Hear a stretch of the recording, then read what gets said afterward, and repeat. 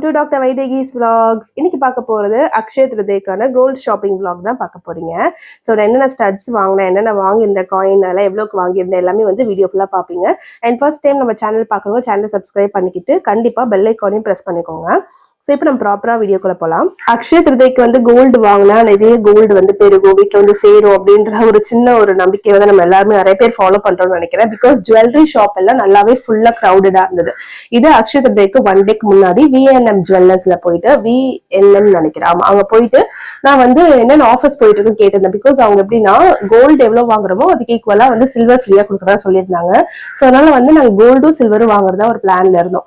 அப்புறம் போய் கேட்டதுக்கு கோல்டு ஜுவல்ஸா எடுத்தாதான் நாங்க வந்து அது ஆஃபர், நாங்க காயினா எடுத்தா அந்த ஆஃபர் இல்லை அப்படின்னு சொல்லியிருந்தாங்க. சரி ஓகே அது வேலிட் தான் அப்படின்னு சொல்லிட்டு அங்க வந்து எப்பவும் போல நாங்க போற ஷாப்க்கே நாங்க போக ஆரம்பிச்சிட்டோம்.